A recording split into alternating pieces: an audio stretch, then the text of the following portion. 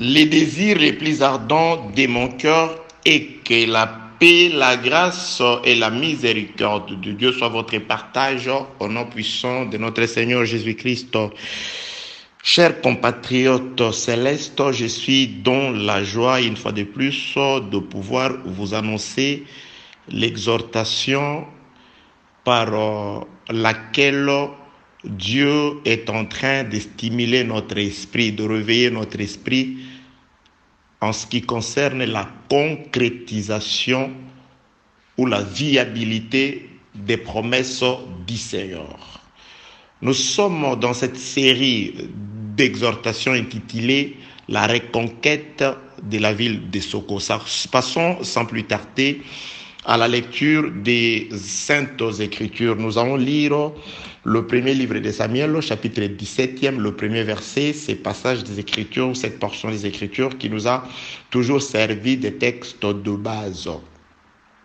1 Samuel chapitre 17, le premier verset, il est écrit « Et les Philistins rassemblèrent leurs armées pour faire la guerre et ils s'assemblèrent à Soko qui appartient à Juda et campèrent entre Soko et Azeka à Éphèse-Damino. Bien-aimés, nous sommes en train de nous révolter par rapport à ce qui est écrit dans cette écriture. Il est écrit que les ennemis d'Israël s'assemblèrent, ils réunirent leurs armées, leurs forces de destruction pour s'attaquer à Israël. Mais ils ont campé. Le territoire sur lequel ils se trouvent s'avère être un territoire appartenant à Israël. Celui qui te fait la guerre le fait à partir de ta propre maison. C'est ce sur quoi Dieu va nous exhorter aujourd'hui, bien-aimés dans le Seigneur. Soko est un des territoires échus en partage à la tribu de Juda, qui est une des 12 tribus du royaume d'Israël, du pays d'Israël. Donc l'ennemi se trouve bel et bien sur les territoires israélites. Il s'attaque à Israël à partir d'Israël, à partir de son propre territoire, bien-aimé dans le Seigneur. C'est pourquoi j'avais dit ceci. D'habitude, Dieu m'a toujours inspiré de prêcher ces passages d'Écriture, ces seuls versets des Écritures comme étant un enseignement. Il y a beaucoup de choses à dire sur ça. Rendez-vous si Dieu permettra à ce que nous commencions avec les images, les vidéos. Donc, si ce sera aussi la volonté de Dieu, nous prêcherons sur la rédemption de la ville de Soko sous forme d'enseignement. Nous verrons ce que ça veut dire par rapport à la prophétie, à la révélation, à la connaissance et dans la doctrine. Donc là, Dieu nous a mis jusque-là à cœur de pouvoir vous exhorter. Et je bénis les seigneurs pour ces exhortations qui ne sont pas stériles parce que nous recevons les témoignages, je crois, des témoignages que nous partageons avec certains d'entre vous. Je suis très content d'écouter certaines personnes nous appeler ou nous contacter pour dire qu'ils ont écouté cette exhortation par une personne intermédiaire que je n'ai pas connue. C'est-à-dire la façon dont vous faites circuler cette exhortation est une bonne façon. Je ne vois pas pourquoi vous allez garder ça pour vous-même. Si vous trouvez que c'est une bonne exhortation et que ça vous stimule à faire encore du bien de manière à récupérer, à reconquérir ce qui est à vous, alors la Bible déclare, si vous trouvez que vous êtes en petit nombre pour manger l'agneau, évitez le voisin. Si la parole de Dieu nous est parvenue aujourd'hui, le frère Paul nous montre comment elle nous est parvenue. Le frère Paul s'adresse à Timothée, il dit, ce que je suis en train de te confier, toi ne les garde pas. Toi aussi, confie-les à des personnes qui soient capables de les confier aux autres. Vous voyez la chaîne, comment la parole nous est parvenue. Le frère Paul, les apôtres ont reçu l'évangile. Ils ne l'ont pas gardé pour eux. Ils pouvaient dire, voilà, c'est pour notre salut, nous gardons. Ils ont compris que Dieu, lorsqu'il a créé l'homme, il l'a demandé de pouvoir se multiplier. Donc l'homme devait se multiplier afin d'accomplir la volonté de Dieu qui était de pouvoir remplir la terre. Donc l'homme devait remplir la terre, arriver jusqu'aux extrémités de la terre. Ça, c'est aussi une préfiguration de l'évangile. Lorsque Dieu a créé l'homme en soufflant dans les apôtres, ça c'est la récréation de Dieu dans le temps. Donc il a recréé l'homme parfait. Le fait que Dieu, quand il créait Adam dans le jardin, il a pris la terre et il a soufflé. Jésus-Christ, pour prouver que c'est lui le créateur d'autrefois, quand il voulait aussi recréer les hommes parfaits à l'image et à la ressemblance de Dieu, il a pris la terre, c'est-à-dire les apôtres qui étaient devant lui, il leur a soufflé. Il a soufflé pour dire que je vous mets ma vie et transmettez cette vie. C'est ainsi que les apôtres, recevant le souffle de Dieu comme Adam, ils l'ont transmis à des personnes qui étaient capables de transmettre à d'autres personnes jusqu'à ce que la parole, le souffle de Dieu qui donne la vie nous est parvenu, le souffle que je suis en train de pouvoir transmettre avec vous. Alors quand vous recevez le souffle sous forme d'exhortation, ne le gardez pas pour vous, c'est de l'égoïsme. Oh, Dieu nous a appelés à ne pas être égoïstes. Nous devons partager. La Bible déclare, lorsque les frères Ésaïe, inspirés par le Saint-Esprit, il parle du vrai jeûne, il dit, le vrai jeûne consiste à partager sa propre portion. C'est-à-dire, la portion que vous avez reçue, vous devez la partager à d'autres personnes. Dieu a créé l'homme, il a dit à l'homme de se multiplier et de remplir la terre. Il est arrivé à un moment, l'homme s'est dit, non, voilà, nous, inutile d'aller plus loin. Nous allons nous limiter ici, nous allons construire une tour dont les sommets atteignent le ciel. Ils ont dit, nous allons rester ici. Ça, c'était contraire à la pensée de Dieu.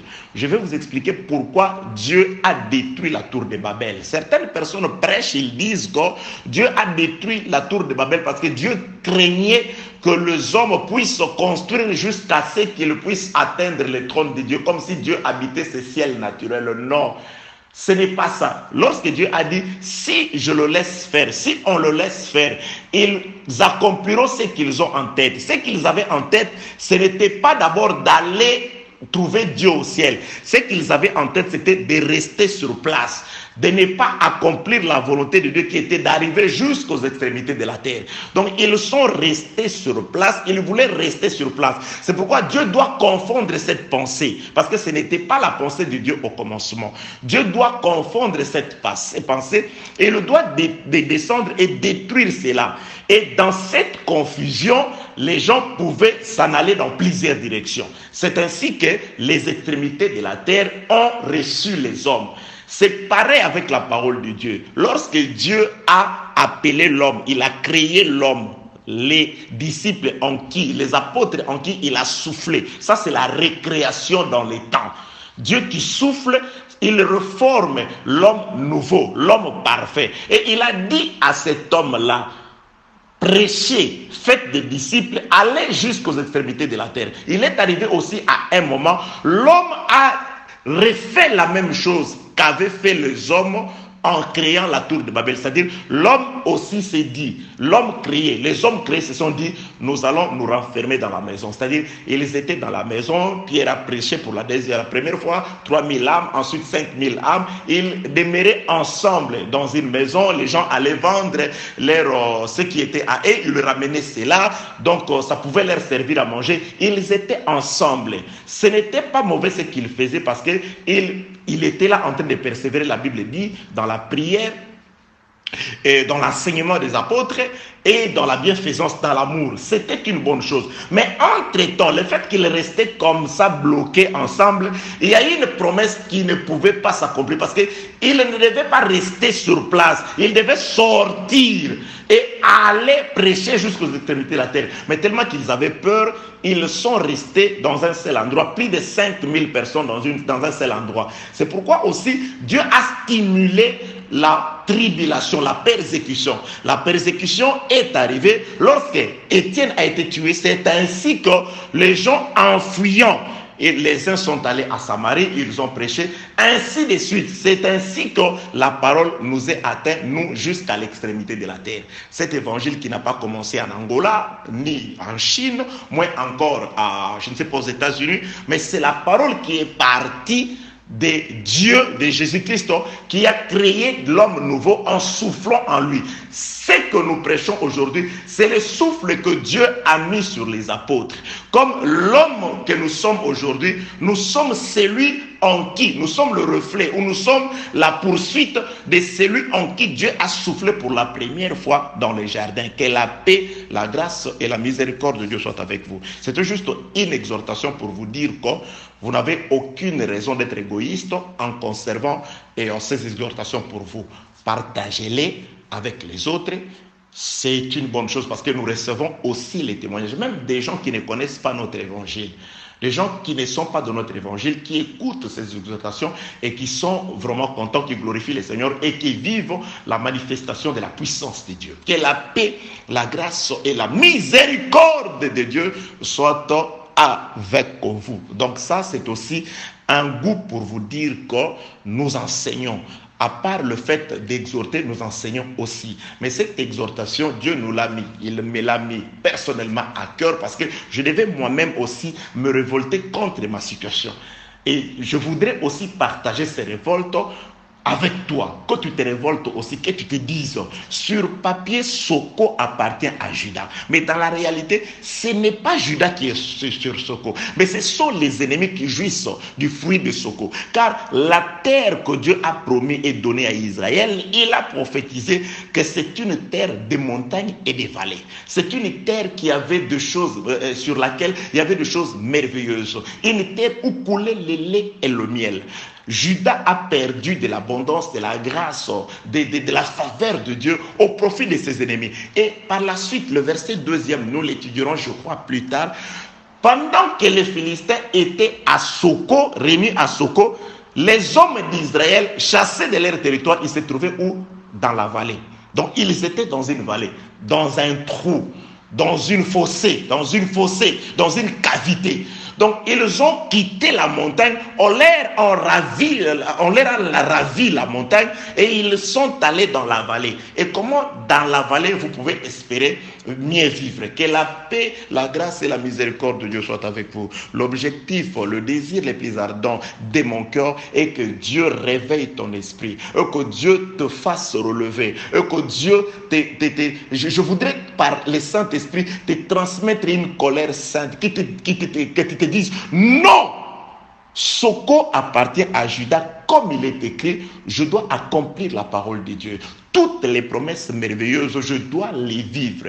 Tout ce que Dieu a dit pour moi, je dois les palper. Tout ce que Dieu veut pour moi, c'est que je sois en bonne santé et que je prospère à tous égards comme prospère l'état de mon âme. Tout ce que Dieu veut pour moi est que mes progrès soient évidents. Tout ce que Dieu veut pour moi est que je puisse aller toujours de l'avant, travaillant de mieux en mieux. Tout ce que je suis en train de vous dire, je ne le tire pas d'un certain livre de ma tradition, je ne sais quoi, mais je le tire de la parole du Seigneur que vous avez toujours sur vous. Je le tire de la Bible que vous dites être votre livre. Donc si vous ouvrez la Bible, en la lisant, vous allez vous rendre compte qu'il y a des promesses merveilleuses de votre Dieu pour vous. Il y a la ville de Soko qui vous appartient. Quoique les ennemis sont sur cette ville-là, Soko n'est pas pour les Philistins. Comme Soko n'est pas pour les Philistins, le vrai propriétaire de Soko doit se battre pour récupérer ce qui est à lui. Que la paix, la grâce et la miséricorde de Dieu soient sur vous. Bien-aimés dans le Seigneur, le désir de mon cœur est que quand tu te lèves, quand tu te dises c'est fini, je me rends compte que cette maison où je vais toujours mendier, en réalité, le document parcellaire de cette maison est à mon nom. Donc, je reconnais aujourd'hui, quelqu'un me révèle que cette maison-là, ce domicile-là, cette villa, cette villa-là, en réalité, elle m'appartient. Elle est pour moi. Alors, je commence avec le démarche judiciaire afin de pouvoir récupérer ce qui est à moi. Gloire soit rendue à Dieu.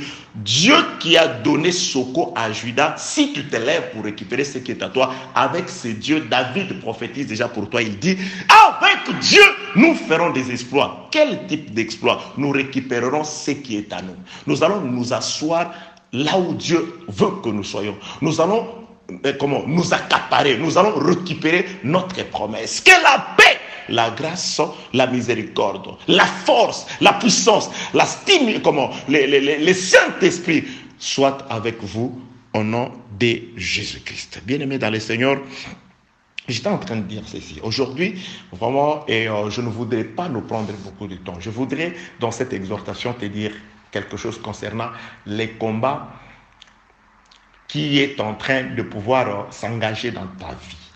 En lisant les Écritures, nous avons compris que les Philistins veulent combattre Israël.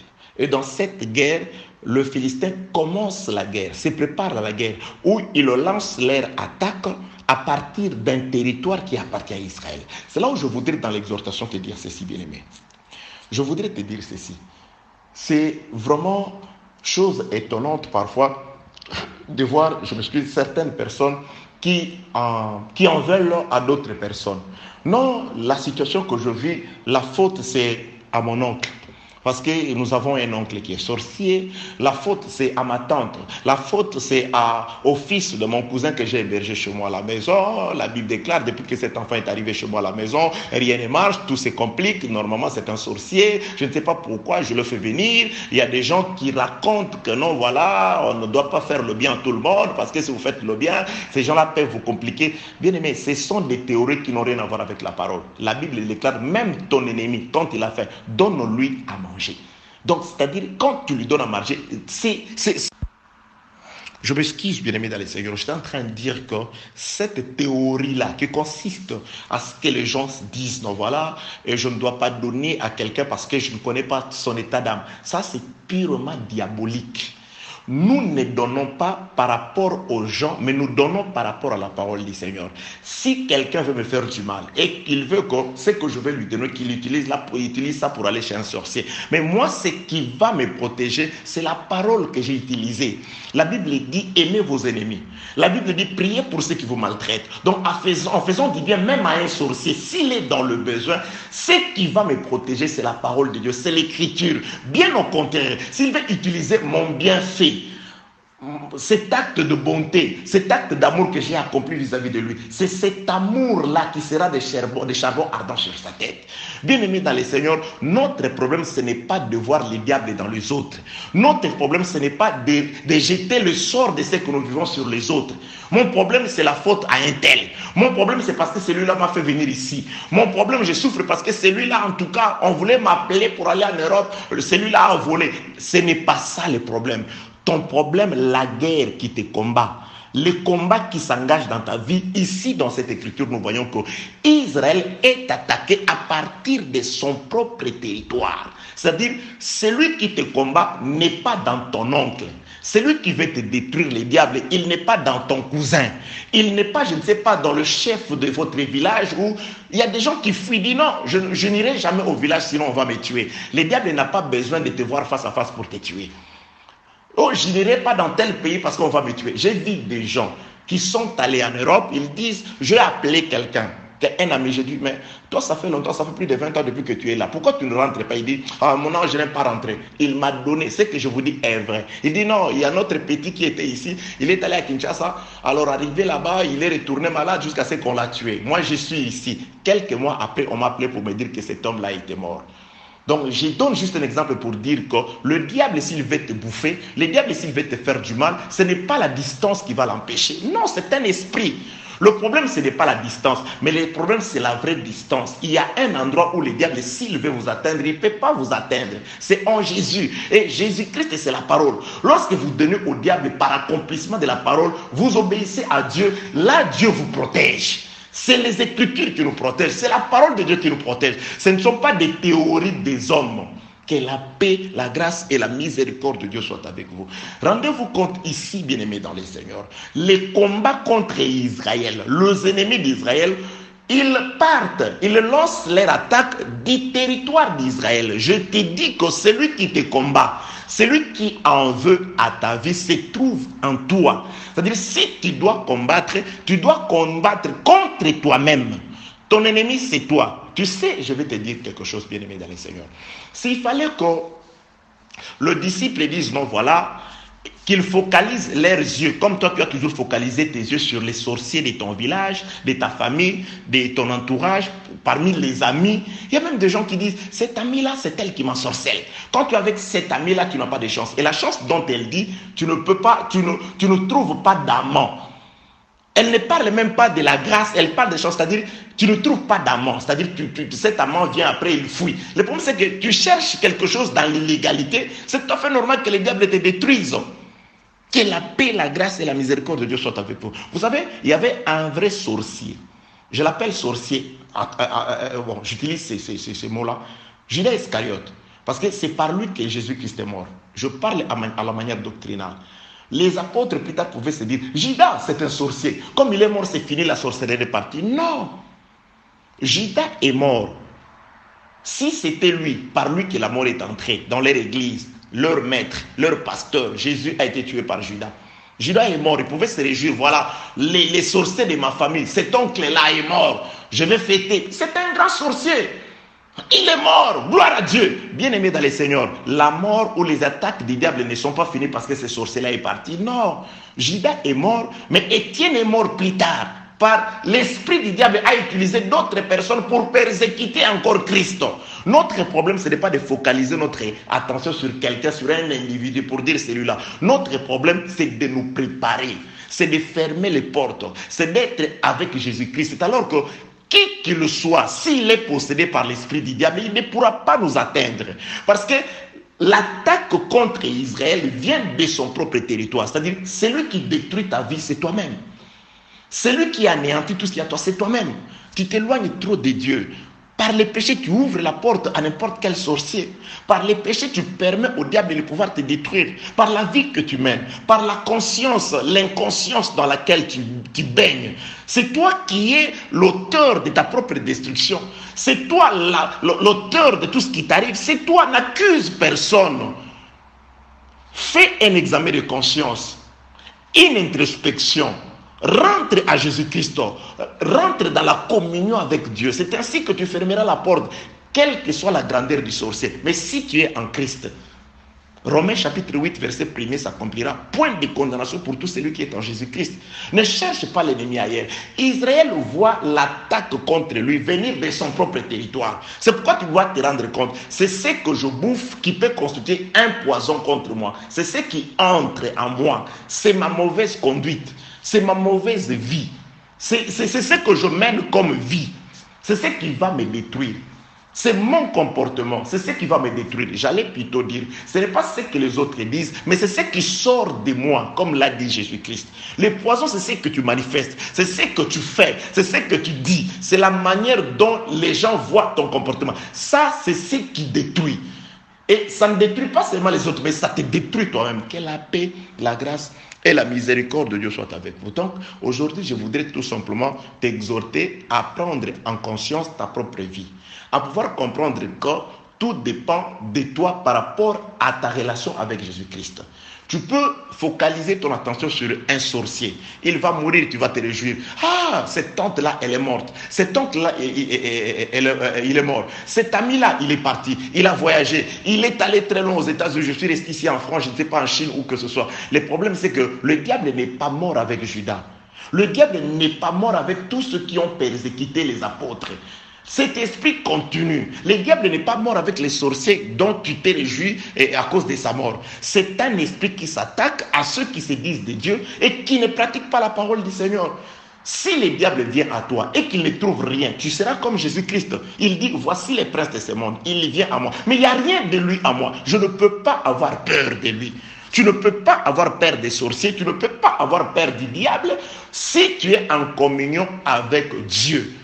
Là, je voudrais te dire que ce qui te détruit vient en toi. Ce qui te détruit, c'est en toi. C'est ta propre vie, c'est ta mauvaise conscience, c'est ta mauvaise conduite, c'est ton écart avec Dieu. Je finis par cet exemple. La Bible déclare qu'il y avait un enfant. qui a demandé ses avoirs à son père. Il dit, papa, partage le bien, donne-moi ma part. Ça, ce n'est pas une mauvaise chose, parce que Dieu nous demande toujours de demander. Ce que cet enfant a fait à son père, c'est ce que nous faisons chaque jour dans la prière. Nous demandons la grâce, nous demandons le pain, nous demandons les vêtements, nous demandons la faveur de Dieu, nous demandons, je ne sais pas, beaucoup de choses, parce que c'est lui notre Père. Il est écrit que le désir de la femme est porté vers son mari. Jésus-Christ est notre mari. Donc nous devons lui présenter nos désirs. Ce qu'a fait cet enfant au départ, ce n'est pas une mauvaise chose. Quand nous demandons à Dieu de pouvoir nous aider dans nos entreprises, dans notre travail, dans notre commerce, oui, c'est un père qui écoute, il est clément, il va écouter et il va faire fructifier ce que tu fais. Il va bénir les fruits de ton travail. Il va te donner ce dont tu as besoin. Mais regardez, le mal, c'est ce qu'a fait cet enfant par la suite. Recevant la bénédiction de Dieu, il s'est éloigné. La Bible déclare, il a pris ce qu'il a reçu de son père, il est allé dans un pays lointain. C'est ça le péché. Vous recevez une grâce de Dieu, vous recevez une faveur de Dieu. Au lieu de rester sur place, afin que Dieu qui vous a donné cette faveur-là, vous conduise dans comment utiliser ces biens, afin que vous ne le perdiez pas. Mais quand vous allez, vous vous éloignez de Dieu. Vous voyez les problèmes, vous voyez les malheurs de cet enfant. Ce n'est pas le fait de demander, mais c'est le fait de pouvoir s'éloigner de papa, de s'éloigner de la maison de son papa. C'est là où il est allé gaspiller parce qu'il était loin du conseil de Dieu. Il était loin de la protection de son père. C'est comme ça qu'il a gaspillé. Et quand il a gaspillé et qu'il s'est rapproché de son père, le papa ne pouvait pas être en colère contre lui parce qu'il a réalisé le désir de Dieu pour ses enfants. Que celui qui s'était égaré, que celui qui était allé loin, quand tu reviens, c'est un père. Lorsqu'il sent déjà que tu as fait quelque part, lui, il va abréger les chemins. Il va revenir parce qu'il te veut. Il a toujours dans le cœur. Même quand tu pratiques toutes ces histoires qui sont contraires à la parole de Dieu, avec ce comportement qui est en marge de la vérité, Dieu plaire parce qu'il t'aime. Il veut que tu rentres.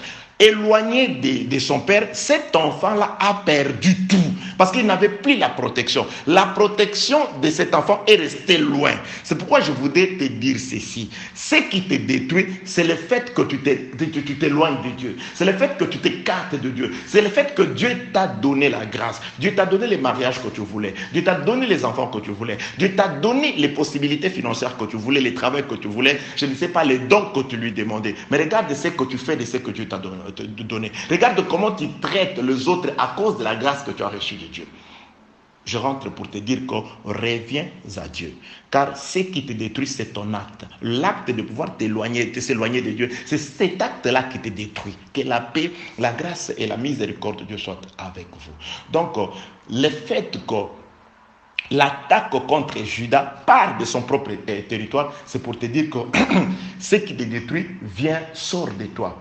C'est ta propre chair. C'est les désirs de la mort qui sont en toi. C'est l'amour de la chair qui est en toi. C'est le péché qui est en toi. C'est la faiblesse, la paresse par rapport à la prière, par rapport à la concentration, par rapport à la vie que Dieu aime pour ses enfants. Pour aujourd'hui, que la paix, la grâce et la miséricorde de Dieu soient avec vous au nom de Jésus-Christ.